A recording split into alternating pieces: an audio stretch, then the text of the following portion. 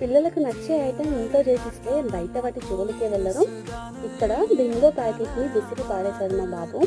ఇంట్లోనే హెల్దీగా banana chips చేసిచ్చాను. రెండింటిలో ఏది కావాలో చూస్ చేసుకోమని చెప్పేసి అంటే బింగో ప్యాకెట్ని విసిరి పాడేసి బనానా చిప్స్ తీసుకొని ఇష్టంగా తింటున్నాడు. ఈ బనానా చిప్స్ వచ్చేసి చాలా ఈజీ ప్రాసెస్. దీని లాంగ్ వీడియో నా ఛానల్లో ఆల్రెడీ నేను పోస్ట్ చేశాను. ఈ బనానా పీల్ అన్నిటిని వేస్ట్గా పడేయకుండా ఇక్కడ నేను ఆవకైతే వేసాను.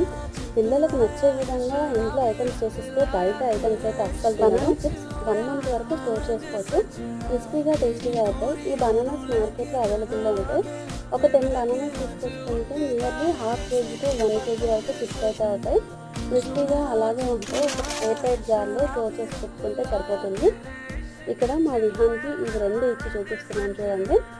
అసలు చిప్స్ ప్యాకెట్ వద్దని చెప్పేసి ఇలా విసిరి పాడేస్తున్నాడు. ఇలా ఒకసారి ట్రై చేసి చూడండి, ఖచ్చితంగా వర్కౌట్ అవుతుంది. సూపర్ అని చెప్పేసి ఇక్కడ చూపిస్తున్నాడు.